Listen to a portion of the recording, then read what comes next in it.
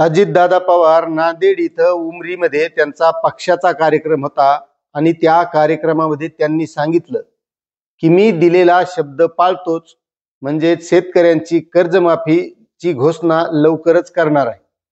आता खरं म्हणलं तर जे कर्जमाफीचं आश्वासन दिलं होतं ते मुख्यमंत्री देवेंद्र फडणवीस यांनी निवडणुकीच्या अगोदर दिलेलं होतं, हे सर्व शेतकऱ्यांना माहीत आहे। मात्र ते सत्तेवर आल्याच्या नंतर सातबारा कोरा करू म्हटले होते, त्यानंतर त्यांनी केला नाही। त्यांना पत्रकारांनी प्रश्न विचारले, शेतकऱ्यांनी प्रश्न विचारले, मात्र त्यांनी वेळ मारून नेली आणि योग्य वेळी देऊ असं जाहीर केलं। आता नेमकी योग्य वेळ कोणती? म्हणजे शेतकरी अडचणीत असेल त्यावेळेस नक्कीच त्या शेतकऱ्याला कर्जमाफी मिळणं गरजेचं आहे।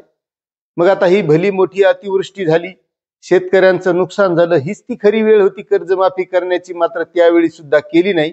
आणि त्या अगोदर त्यांनी त्या कर्जमाफीसाठी एक समिती जाहीर केली। आता ही समिती काय करणार, काय काम करणार, कसं लोकांचं किती कर्ज हे काय पाहणार? मात्र हे पाहण्याची गरज या समितीला सुद्धा नाही, कारण सरकारकडे सगळा डाटा आहे। सगळ्या बँकांना सरकार विचारू शकतं की किती शेतकऱ्याकडे किती कर्ज आहे, नेमका कर्जमाफीला किती रुपये लागू शकतात, हे एका दिवसात कळण्याजोगं आहे। मात्र शेतकऱ्यांना वेळ मारून नेण्याचं आणि शेतकऱ्यांना नुसते आश्वासनं देण्याचं काम हे करत आहेत। नाहीतर एका दिवसामध्ये सहज सर्व डाटा उपलब्ध होऊ शकतो, मात्र यांच्या मनात कर्जमाफी देण्याचं नाहीच। हे देतील, पण यांची गरज ज्यावेळेस आहे त्यावेळेस नक्कीच देतील, देणार नाहीत असं म्हणत नाही।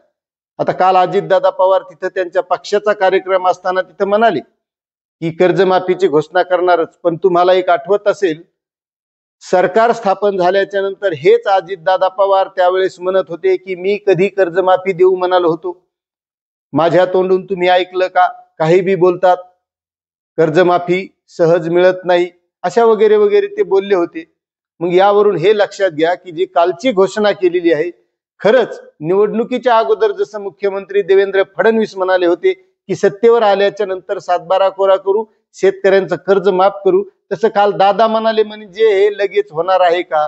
त्यांनी वेळ काळ मर्यादा असं काल सांगितलंय का? म्हणजे तिथं नुसतं पक्षाचे जे कार्यकर्ते आले त्यांना खुश करण्यासाठी फक्त सांगायचं आम्ही कर्जमाफी करणारच आहोत आणि मी शब्दाला पक्का आहे। मग तुम्ही त्यावेळेस का म्हणत होते की मी कधी शब्द दिला होता का, मी कधी म्हणालो होतो का?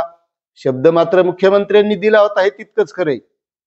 आता ही समितीचा केव्हा काय अहवाल येईल, काय होईल, त्यानंतर कर्जमाफी मिळेलही, पण ती वेळ कधी आहे हे शेतकऱ्यांना कळणं गरजेचं आहे, कारण शेतकऱ्यावर वेळ आलेली आहे।